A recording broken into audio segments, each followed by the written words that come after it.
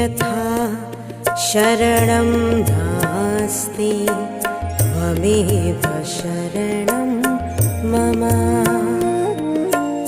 अन्यथा शरणं नास्ति त्वमेव शरणं मम हृदयं समर्पयामि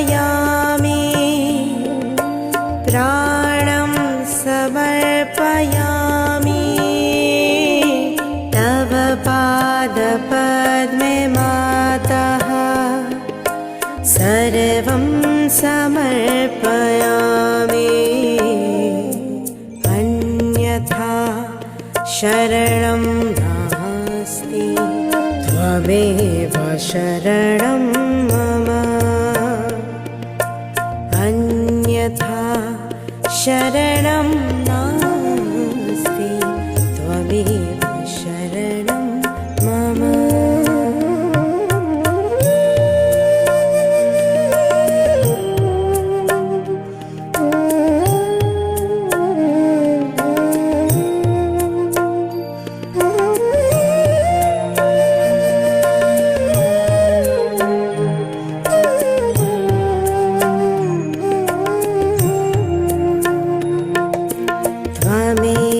साक्षात् हरिप्रिया त्वमेव मावागेश्वरी त्वमेव साक्षात् हरिप्रिया त्वमेव मावागेश्वरी महादुर्गा महाकाली महामाया महेश्वरी भाग्यं समर्पयामि कर्मं समर्पयामि तव पादपद्मे मातः सर्वं समर्पयामि अन्यथा शरणं त्वमेव शरणं मम अन्यथा शरणं नास्ति त्वमेव शरणं मम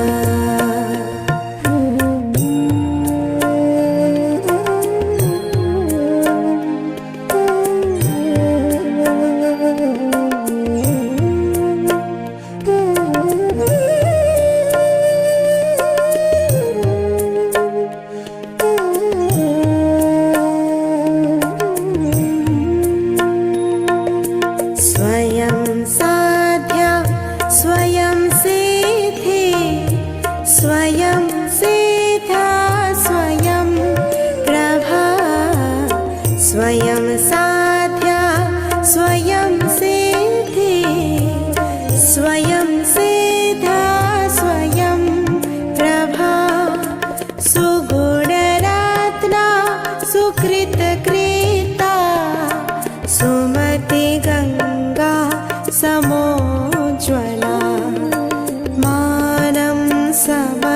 समर्पयामि गानं समर्पयामि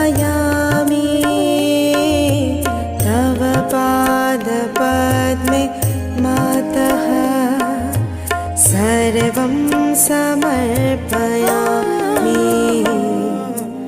अन्यथा शरणं नास्ति त्वमेव शरणं मम अन्यथा शरणं नास्ति त्वमेव शरणं मम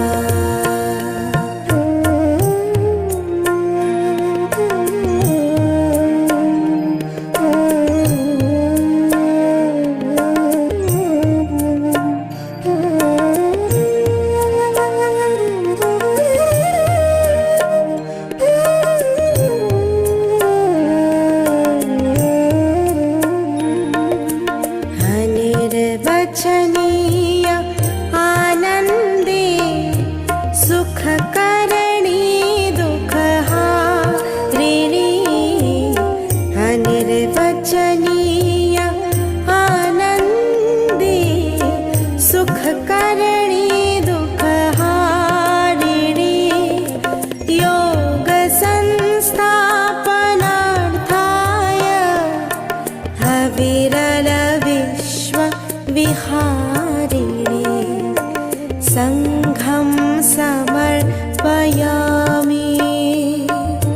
पुण्यं समर्पयामि तव पादपद्मे माता सर्वं समर्पयामि अन्यथा शरणं नास्ति त्वमेव शरणं मम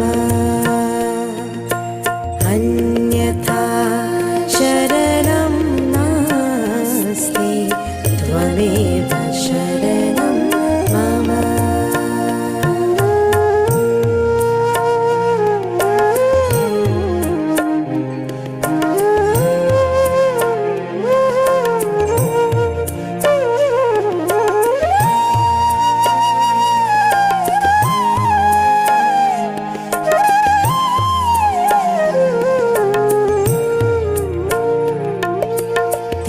तिमिरावृता दिशाहीना आत्मस्य पापनाशिनी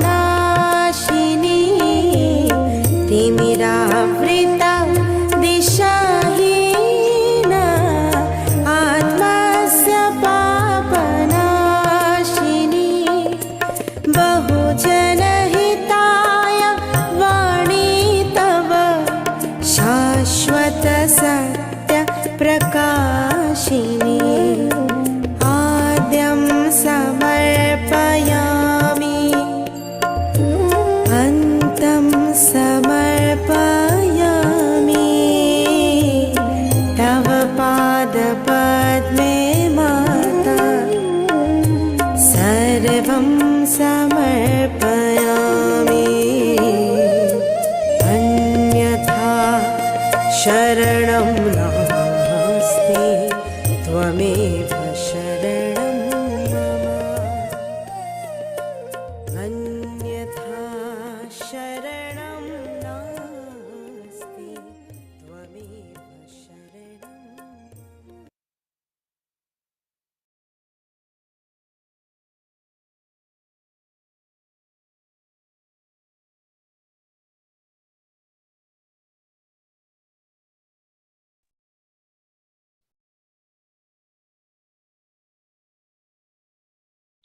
Jai Shri Mataji.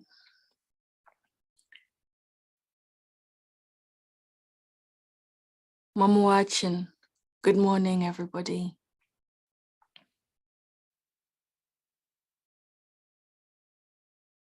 Should we start with doing our namaskar, raising our kundalini, and pushing ourselves in holy bandhan at our mother's lotus feet.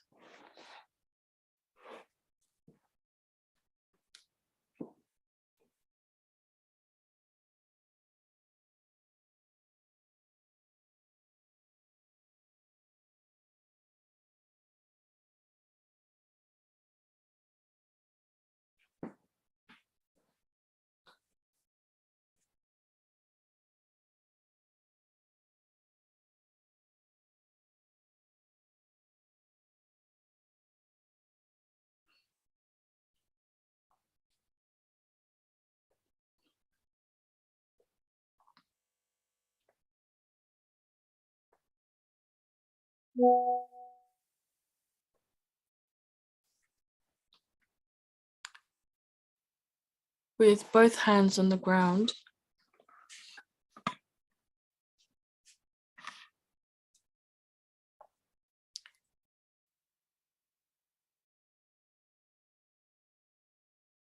let us just take our attention within ourselves.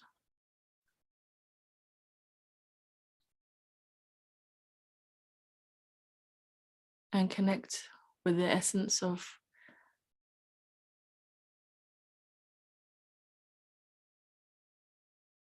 the all-pervading Divine Mother, Father Almighty, within and around us.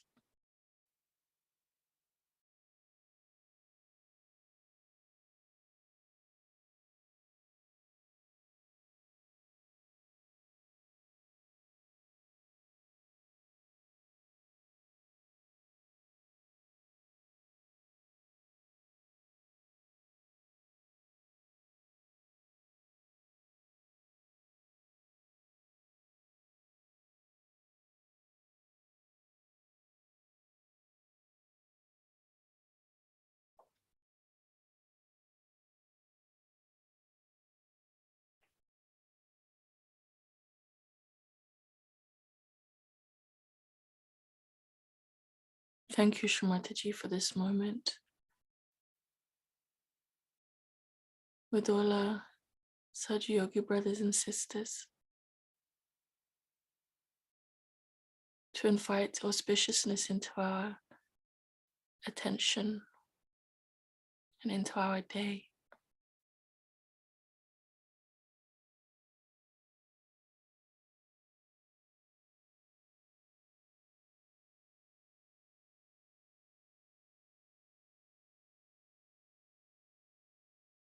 Let us start by praising the one who is worshipped first with the Sri Ganesha Atharvashisha.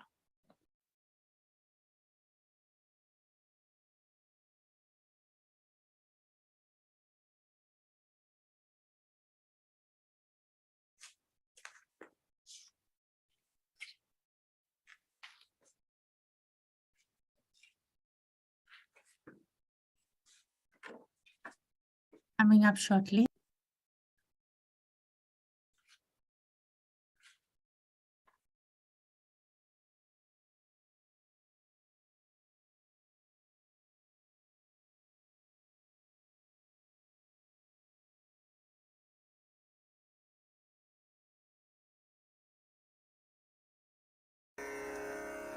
Shri Ganesh Atharva शीर्षम। ॐ नमस्ते गणपतये त्वमेव प्रत्यक्षं तत्त्वमसि त्वमेव केवलं कर्तासि त्वमेव केवलं धर्तासि त्वमेव केवलं हर्तासि त्वमेव सर्वं खल्विदं ब्रह्मासि त्वं साक्षादात्मासि नित्यं ऋतं वच्मि सत्यं वच्मि अवत्वं माम् अववक्तारम् अवश्रोतारम् अवदातारम् अवधातारम् अवानुचानमवशिष्यम् अवपश्चात्तात् अवपुरस्तात् अवोत्तरात्तात् अवदक्षिणात्तात् अवचोर्ध्वात्तात् अवाधरात्तात्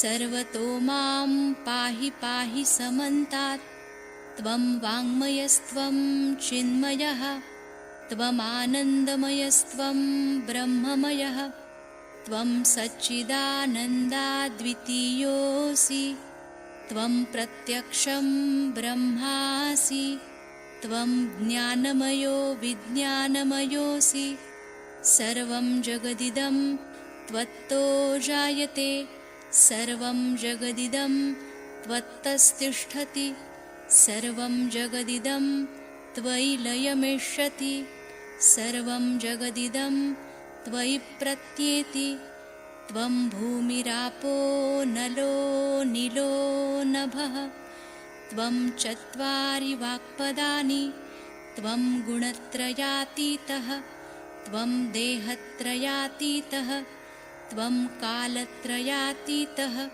त्वं मूलाधारस्थितोऽसि नित्यं त्वं शक्तित्रयात्मकः त्वां योगिनो ध्यायन्ति नित्यं त्वं ब्रह्मा त्वं विष्णुस्त्वं रुद्रस्त्वम् इन्द्रस्त्वम् अग्निस्त्वं वायुस्त्वं सूर्यस्त्वं चन्द्रमास्त्वं ब्रह्मभूर्भुवस्वरों गणादिं पूर्वमुच्चार्य वर्णादिं तदनन्तरम् अनुस्वारपरतरः अर्धेन्दुलसितं तारेण ऋद्धम् एतत्तव मनुस्वरूपं गकारपूर्वरूपम् अकारो मध्यमरूपम् अनुस्वारश्चान्त्यरूपं बिन्दुरुत्तररूपं नादसन्धानं संहिता सन्धिः सैषा गणेशविद्या गणकऋषिः निच्छृद्गायत्री छन्दः गणपतिर्देवता ॐ गं गणपतये नमः एकदन्ताय विद्महे वक्रतुण्डाय धीमहि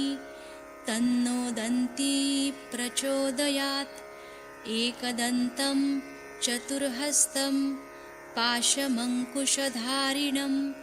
रदञ्च वरदं हस्तैर्बिभ्राणं मूषकध्वजं रक्तं लम्बोदरं शूर्पकर्णकं रक्तवाससं रक्तगन्धानुलिप्ताङ्गं रक्तपुष्पैः सुपूजितं भक्तानुकम्पिनं देवं जगत्कारणमच्युतम् आविर्भूतं च सृष्ट्यादौ प्रकृते पुरुषात् परम् एवं ध्यायति यो नित्यं स योगी योगिनां वरः।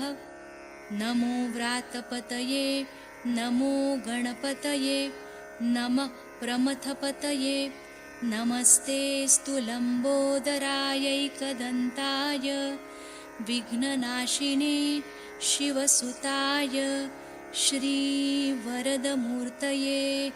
नमो नमः। साक्षात् श्री आदिशक्ति माताजी श्री निर्मला देव्यै नमो नमः।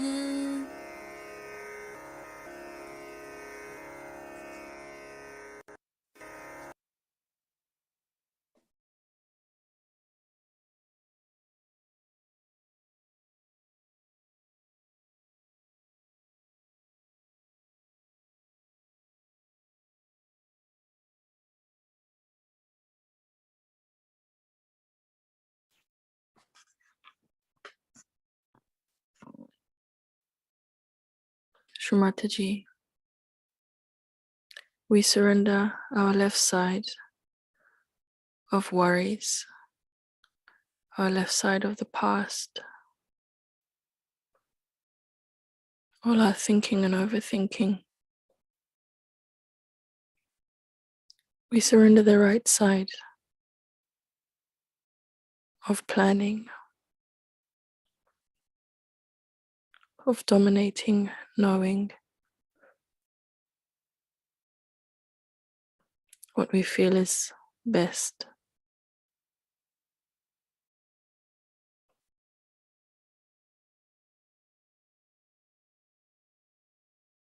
We surrender our desires, our ambitions. We wish to be empty before you.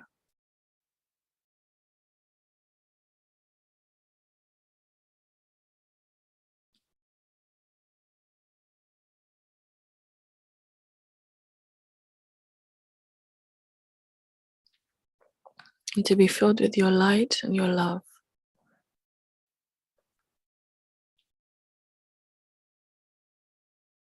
May that realization be established within each of us, and may we share that love with the world.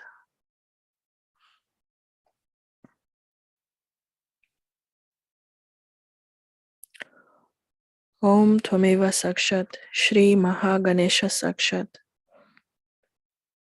Shri Adi Shakti Mataji Shri Nirmala Devi Namo Namah. Om Swaha. Amen. May all negativity be consumed. Om Shrim Swaha. Shrim relates to Shri Mahalakshmi and ascent. Om Shrim Hrim Swaha. Hrim relates to Shri Mahamaya and knowledge of reality. Om Shrim Hrim Klim Swaha. Klim relates to Shri Mahakali. Om Shrim Hrim Klim Glaum Swaha. Glaum relates to Shri Ganesha as the remover of obstacles in the ascent of the Kundalini. Om Shrim Hrim Klim Glaum Gam Swaha. Gam relates to Shri Ganesha. Om Shrim Hrim Klim Glam Ityanta Gam Svaha. Ityanta means the end. Om Vara Varada Ityanta Swaha. Thus ends the desire for boons. Gavajanam Me Vasam Ityanto Swaha. Thus ends the intoxication of pride within me. Anaya Swaha Ityanta. Thus ends all misfortune. Om Aim Hrim Klim Chamundai Viche. Salutations to the victorious goddess who destroys all negativity. Sakshat Shri Adishakti Mataji Shri Nirmala Devye Namo Namah.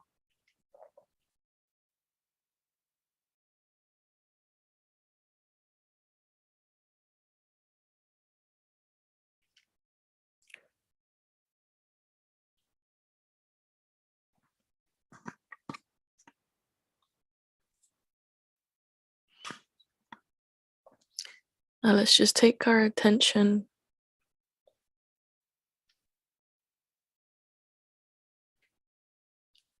follow the ascent of the Kundalini within us from the base of the Muladhara through the Sushumna Nadi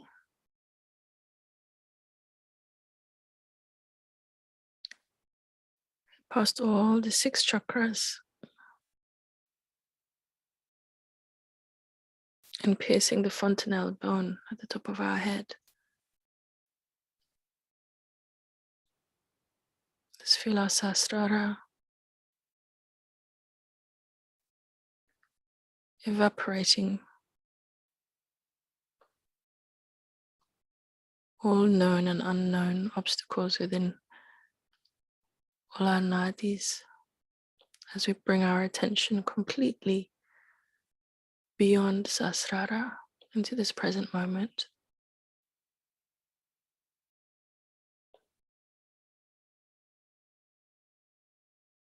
And in the year of your 100th birthday, Shmataji,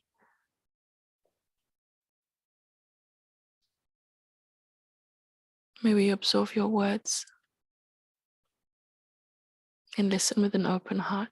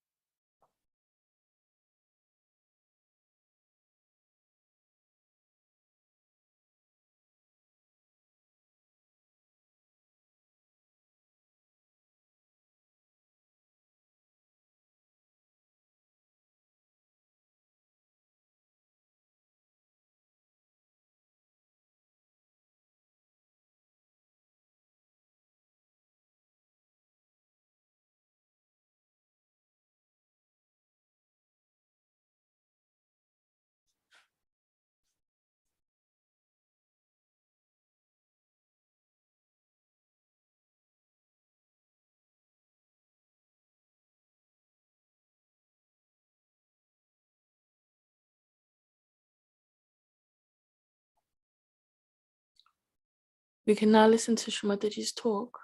It's 35 minutes long.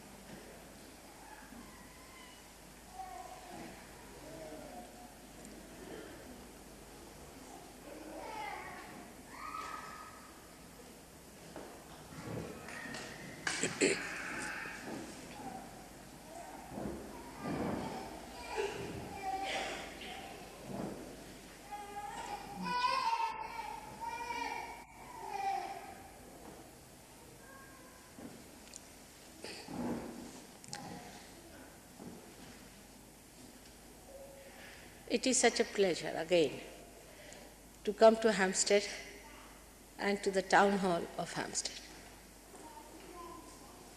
Hampstead has a special place in the play of the divine. Perhaps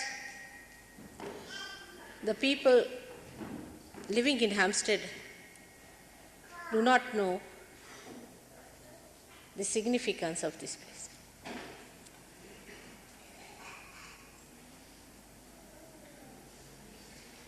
But we know there have been great poets who were created out of the beautiful atmosphere of this area. And one of them was William Blake, who has said a lot about the future ascent of man. He is one of the greatest seers of modern times, I should say. Into such details he has gone, that's surprising.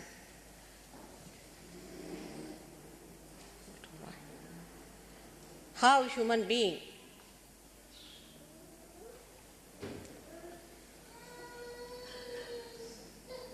could reach that height of understanding of the divine laws. We understand the laws that are made by human beings.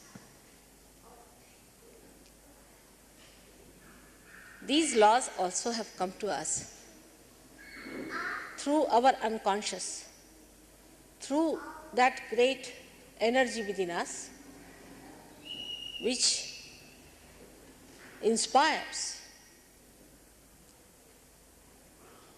how to regulate our lives, how to improve, and how to give the basics required securities in life.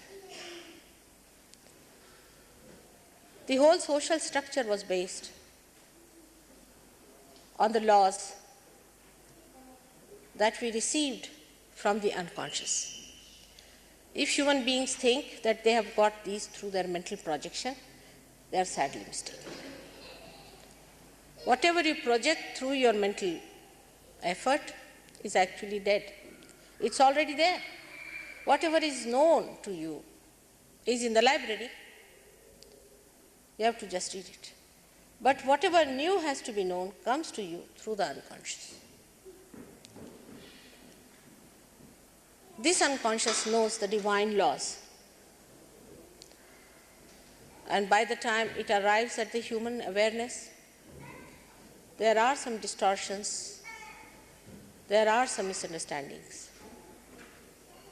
That's how we go on improving our systems, our governments, our ideas, how to change, how to be more peaceful, how to be more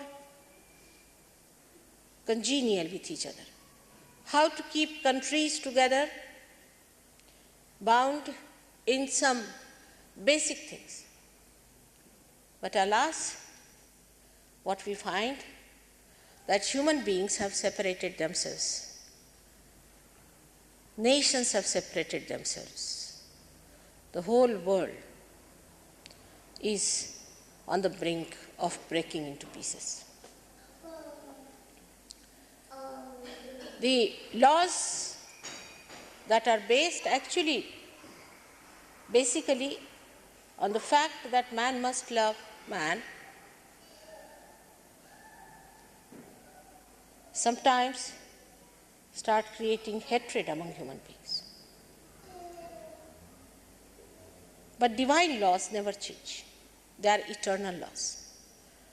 They are the laws that are made for only our well-being.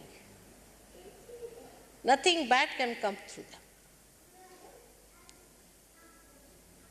and to understand these laws, we have to enter into the realm of God, into the realm where they operate, to understand them. For example, to understand the laws of England, I had to come to England. In the same way, you have to enter into the kingdom of God to understand those laws, and you are amazed how effective they are, how universal they are. Supposing there is a Sahaj Yogi in London and one in China, another in Russia, and the one in Australia, they speak the same language. They know the same thing, because these are the laws manifested by the all-pervading universal divine power of love of God. It cannot be contained into small pots, into small nations, into small brains of human beings. Those laws govern us everywhere. For example, a flower becomes a fruit under that law. A seed becomes a tree under that law. Your heart pulsates under that law. Your food is digested under that law. You are brought to your balances also under that law. For example, you are an extrovert, you work very hard, you think of the future all the time, your heart will be attacked. Supposing you work too much, means you work with your brain, your heart will be attacked, the balance. If you work with your heart too much, you are an emotional person, you weep too much, cry too much, then your brain goes out. Look at the balance. The heart should go out, but the brain goes out. All these balancing forces are worked out by this all-pervading power of love. Now, many people have talked about this all-pervading power of love. Everybody says this is love. There's a big organization coming up. Every third day I find an organization of love. This all-pervading power has been felt by so many before. But when they wrote about it, others took a key from that, or a clue from that, and started dead organizations in the name of all-pervading power. Now, this all-pervading power is a very subtle thing. At this human level, you cannot feel it. It's a fact. You cannot feel this all-pervading power at all. If you say, I feel it, then you are denying the reality. If you want to live with unreal things, dishonest to yourself, then nobody can help. But if you are honest, you have to know that this all-pervading power, when you have, you yourself become collectively conscious. You yourself have a different awareness than what you have. Now people might say, all right, we have felt that different awareness. We are there. The other day somebody told me that I am God realized. I said, all right, now there must be something special about you to be God realized. And when we talked about things, I was amazed what he was saying. And I just couldn't understand how could he believe into such a thing as pronouncing that he is God realized. So we have to understand when these laws operate, they operate, but we do not know about them. We cannot feel it. We don't, at the most we might see a flower becoming a fruit. But can we say, how does it become? It's a living process. All living processes can be only reported, but they cannot be explained. For example, you can say, the fetus is there, the fetus has to grow, and a child is born. This is just reporting. But how can you explain that a foreign body goes into the human being, into the mother's womb, and it is not rejected according to all laws known. Everything that goes into the human body has to be rejected, but is not rejected. It is nurtured, looked after, loved, and then at the right time, it is thrown out of the body. Who does all these things? We don't want to know about it. We have turned our faces to that. We never explain that. We can report that there is gravity in the Mother Earth. But how there is gravity and why there is gravity, that we cannot explain. All right, this is being very honest, I should say, that whatever we cannot explain, we should accept it. And we have to now know, is there any method to find out how these things happen, how it is worked out?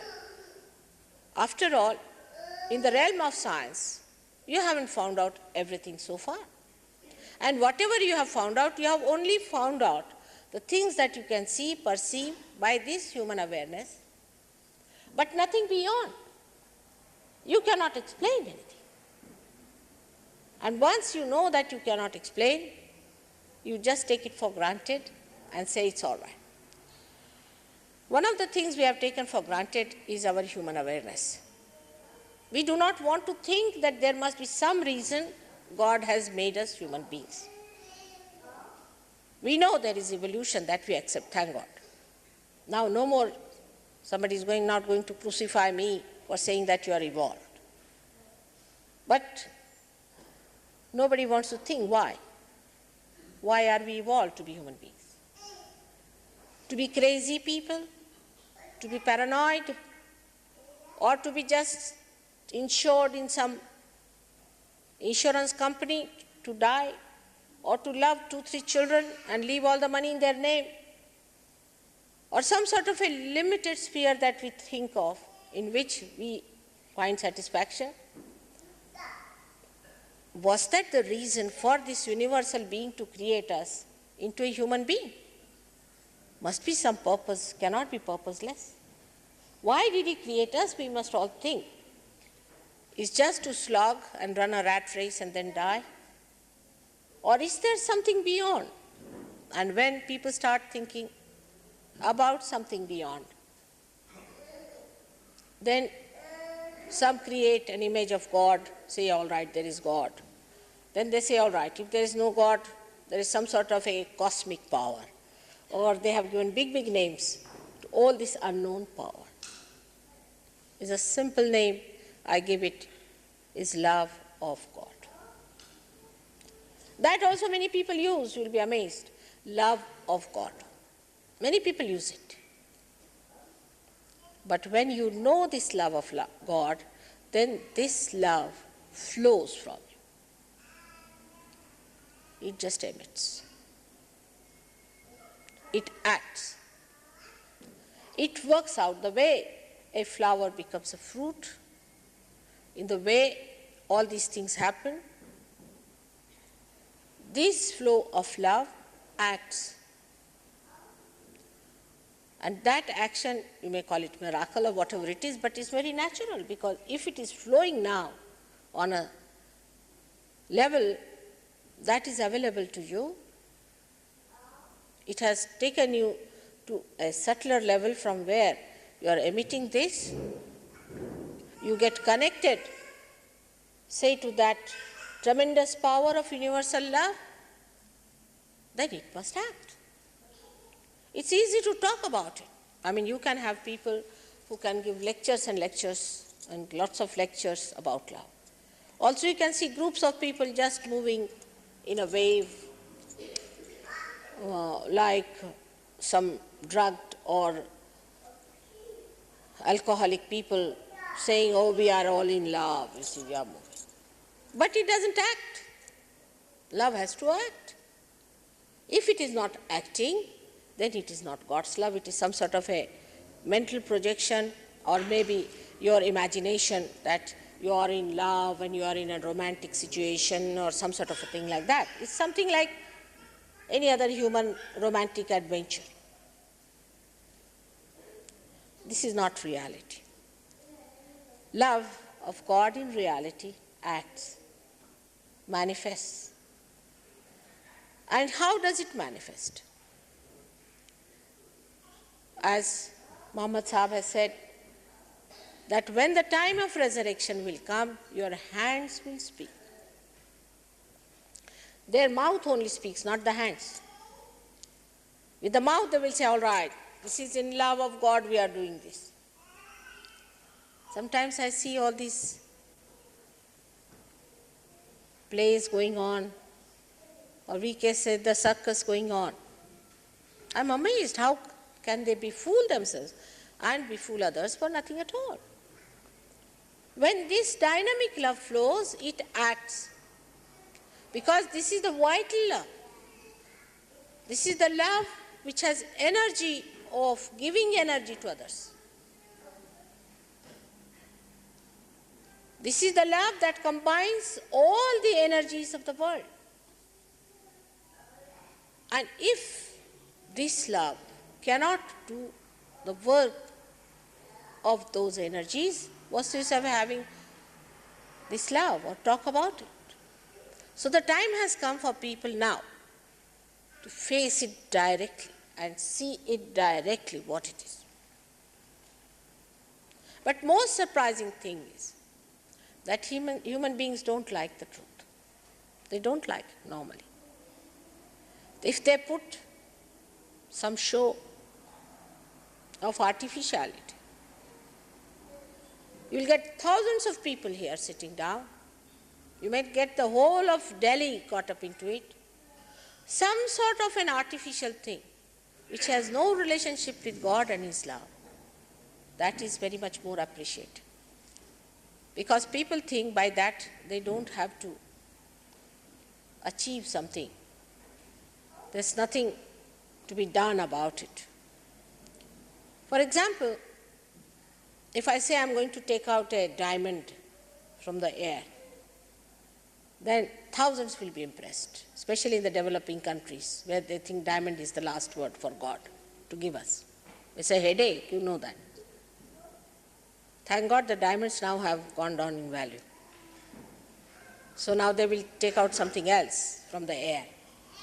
But there are many who are mad after such people who materialize things and give. I mean, one should use the brains God has given us for using it. Do you think that God is interested in giving us diamonds? Then there are people who will tell you, all right, if you stand on your head for 10 days every day, then you will have your realization, you will become a great man. So they will do it because there's a challenge to the ego. But after 10 days, having all the headaches and all that, you go to the gentleman, he'll say, no, these were your karmas. You had some blockades. And this happened and that happened. That's how you didn't get it. So you do it with a double energy. Same thing. Again for 10 days.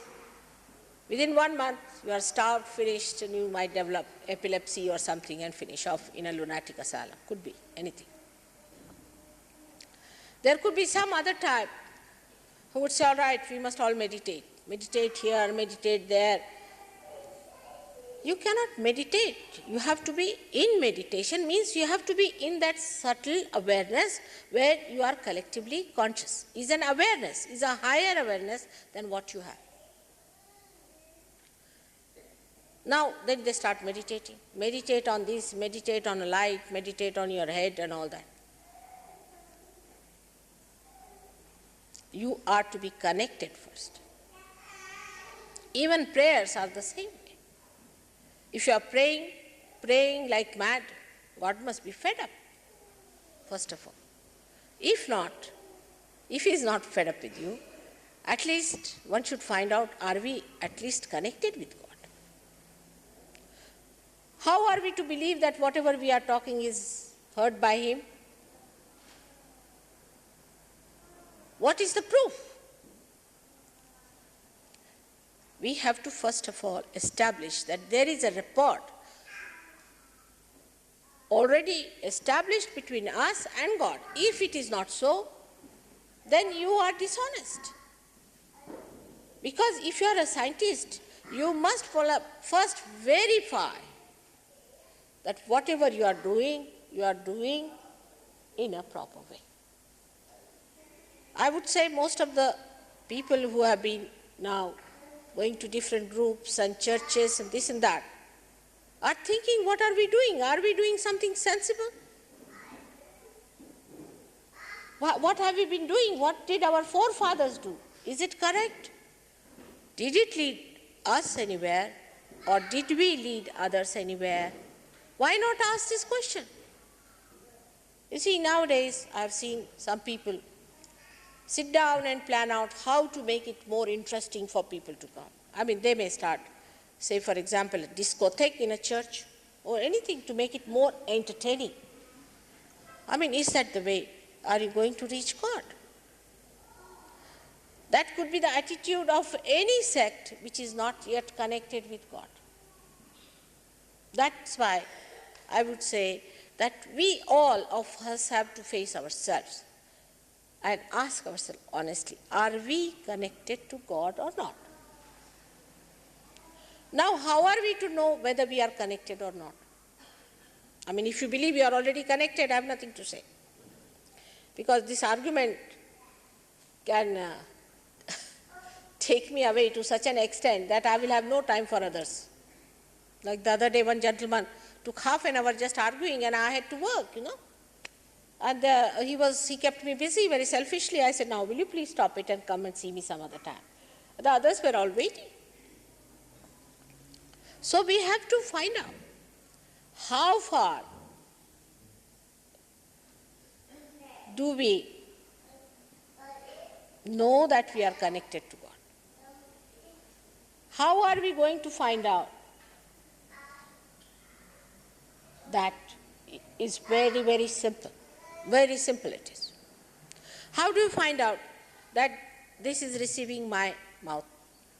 It's like my mouthpiece. That it is receiving my sound. That on the other side a person can hear. That means this is working all right. Now, if I ask a question and that person can answer it, that means he is listening to me and this is working all right. Now, supposing my talking on this mic is giving some recording there, say on a graph. And when that person asks the question, my answer again goes in the graph which answers his question. Then he will definitely believe that the connection is there, isn't it? It's a simple thing, that the way we do it every day. There's no question of blind faith. So when your hands speak, you ask a question. It's very simple. You see, for people, it has to be something very serious, or you must discuss it and talk in a very serious manner. The whole thing is extremely serious, as if there's a big operation is going to take place, your stomachs are going to be cut out and something is going to push into it, and then your realization is going to work out. But look at the flowers, how they become the fruit. And how did you become a human being? Without any seriousness about it. Of course, it is not frivolous, but it is cheerful. And the whole thing, if you understand, that this operation is happening because you are made for it. Because you are built in for it. All these things are within yourself. Just it is a matter of connecting you to the mains. And when that thing has to happen, it should be the simplest. Because you have already reached a certain point, only from this point you have to go one step forward. For that you need not spend thousands of years writing books and this and that. But people can't understand. You see, they have a big objection that how Sahaja Yoga is available to people who just come there, Kundalini rises, they get realization. I say, why not? According to them, You must read some books on law, income tax, everything, and then find out about God, ultimately. Or maybe you should belong to some union or something, to political party and all that you should do. And then if you come to Sahajog, then you are rightly placed for Sahajog. It's not. What books do we read for our breathing? What knowledge do we have for our breathing? Nothing, we breathe, that's all, isn't it? Simple as that. In the same way, your realization is absolutely living and simple. For that, you don't have to waste your energy on all these artificial things. It's a living process of a living God. And then it is to be verified. So as Mohammed has said correctly, that your hands will speak. Means what? To be very frank, I must say I am very fortunate compared to all of them, because in modern times you cannot crucify me. And Muhammad Sahib was given poison and tortured all his life. That won't happen to me. You cannot cut short my life as you did that of Christ. In 4 years, what could he do to these fishermen? What could he tell them? 4 years is nothing. I was working on 7 British intelligent people for 4 years, struggling with them. So what are 4 years for a person like Christ? Whatever he tried to say in a nutshell has to be explained. We must find out some other methods by which it can be complemented. But anybody who says you have to go to some other books to find out about him, oh, we are very angry. They will not have it. They will have their own mental projections about it, and they'll produce it before you, saying, see, this is it. And that's how people are surprised why none of them are near him. How they lead such a horrible life and call themselves the followers of Christ, or followers of Muhammad, or followers of any other great incarnations on this earth. The reason is there is no relationship. There is no rapport. If there was, there would have been no problems, because they are all related to each other. As Christ has said, those who are not against me are with me. And who are those? I mean, you didn't give him chance to talk much. And whatever he has said, he has tried to point out as much as possible what is going to happen in the future. He has talked of the future. He has said, I'll send you a counselor, I'll send you a redeemer. He has talked about this, but what about looking out for that? Instead of that, people are satisfied. Sunday morning, get ready, go to church, come back home, finished. Then they get angry. Then become communist. They think if this is hell, the other is heaven. That's equally the same. No difference at all. Deny God. By denying God, are you going to find him out? Like a lady who says, I love my husband, and goes for a divorce. Something like that. It's absurd. If you love your God and you want to find him out, then how can you deny him? All right, some people are wrong, but you should find him. Within you, besides this great power of God, which is the Spirit, which is described by all the great scriptures of the world. Once you get to that Spirit, that light, the great light of your own spirit, shines in your attention, you are amazed. The whole thing gets integrated. Your physical, mental, emotional being gets integrated. That's how you get rid of your diseases automatically. Your spirit does everything. People sometimes thank me. I said, what is there to thank me? I mean, I haven't done anything. You are like a lamp, and there is the Spirit, only the spirit has come into your attention by Kundalini awakening, which is your own mother. You can do it the same way. You can do the same work. So there is nothing to thank me about.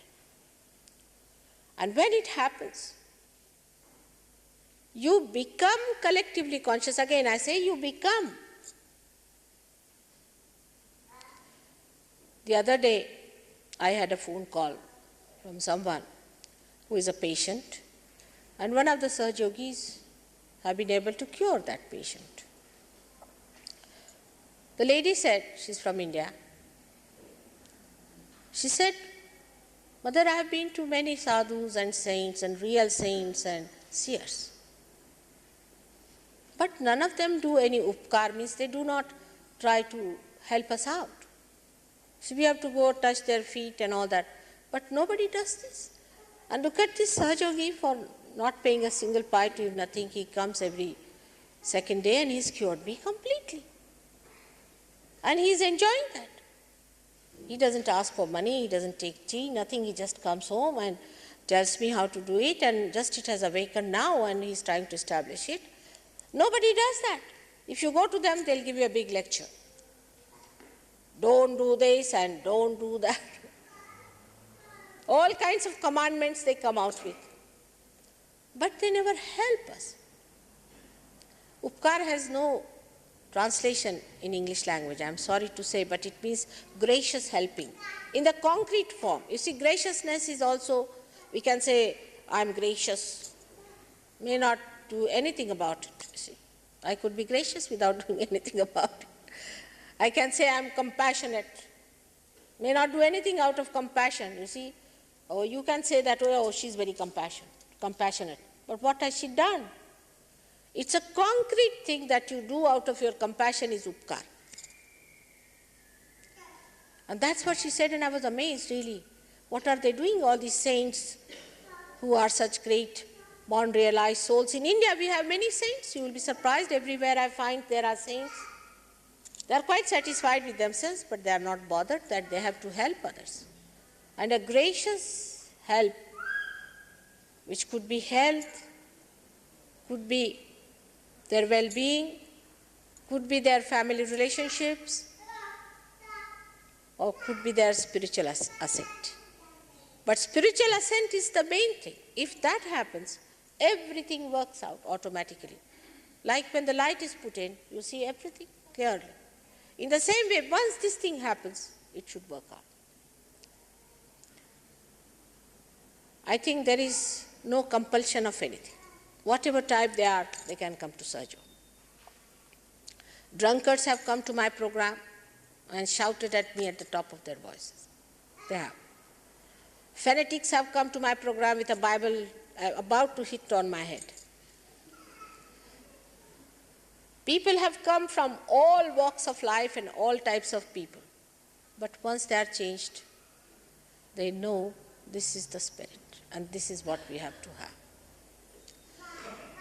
If you are a seeker, you get it much faster.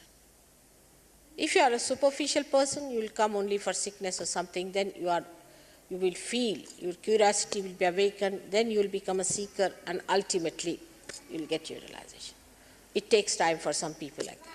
If you are already conditioned and you have fixed ideas about yourself, that God is like this or God is like that, then you have to come out of it a little bit gradually. And then you see for yourself what it is. Sitting in my car, if I had been thinking about this hall, I would never have been able to see what sort of a hall it is. But when I came in, I can see it clearly. But supposing I was stuck up with the ideas that I had about God or realization or anything, I would have been just there, not here to see what it is like. So all these things, all the blockades do retard the speed of realization, no doubt. But all of you have to have realization because the time has come. This is the special time when all of you must have your realization.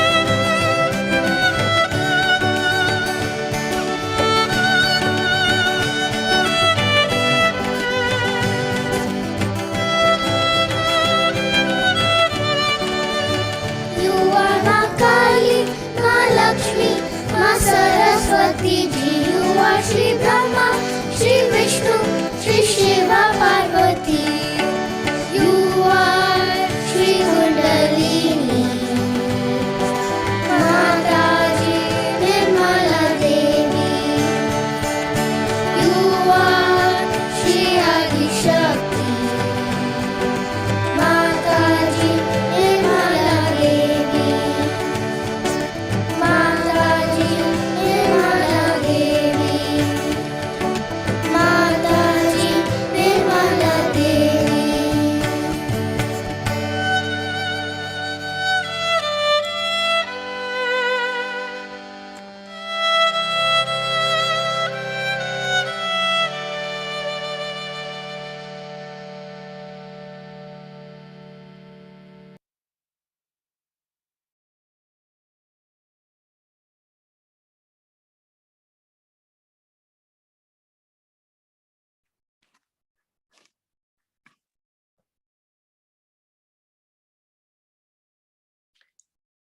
Jai Shri Mata Ji.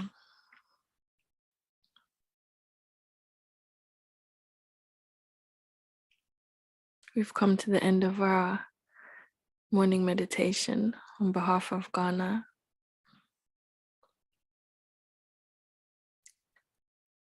Perhaps we can just, before we take the mantras, sit for a few minutes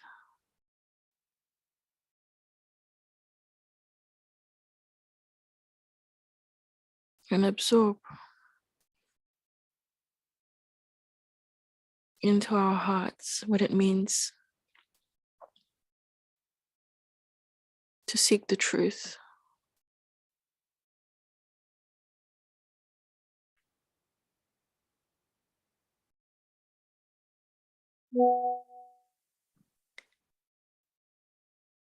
And that joy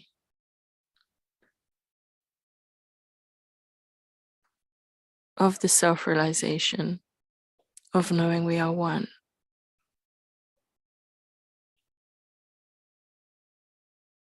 Knowing that until now,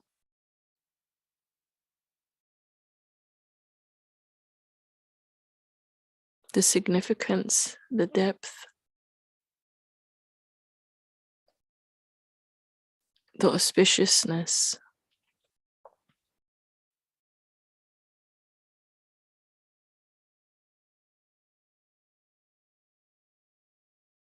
of God's African people is still part of the knowledge we seek.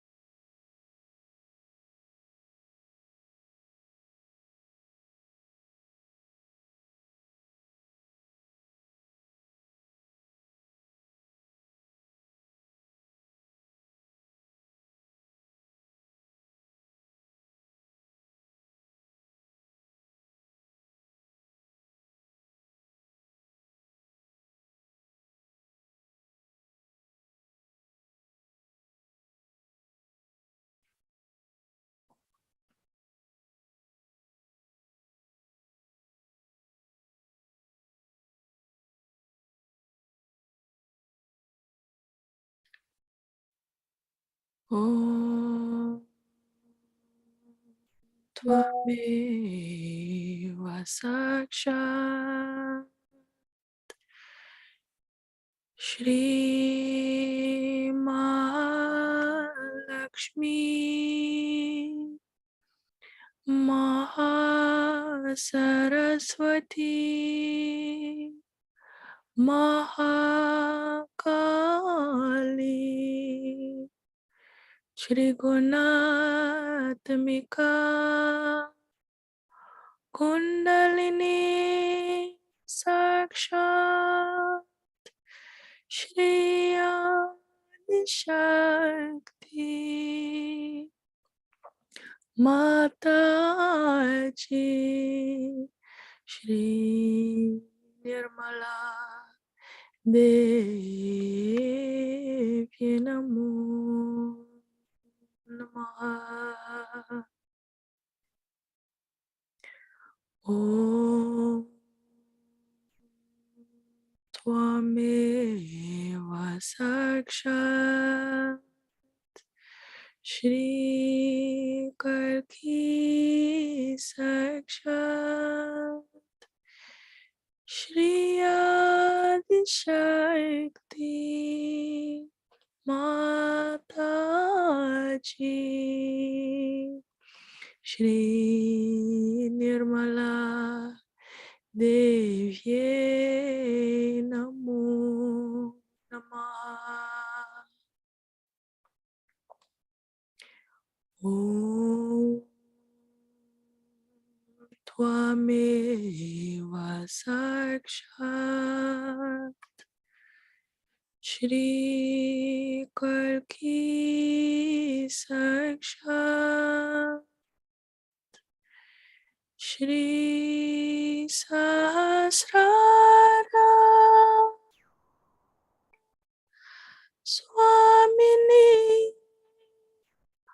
Moksha Pradayini Mataji Shri Nirmala Devi Namo Namaha. Shri Nirmala Devi Namo Namaha. Shri Nirmala Devi Namo Namaha.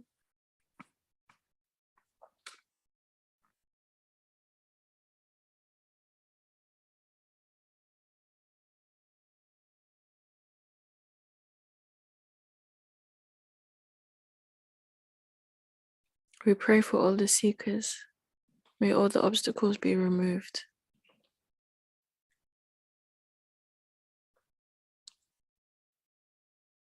Especially on the continent of Africa, Shmataji,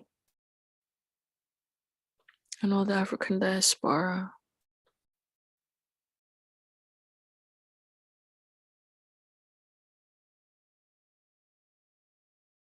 Please help all non-African people to face and open the seeking and remove all obstacles from embracing the truth of our oneness as a humanity and our collective consciousness. By your grace, Shrimataji, we are one and we care for one another.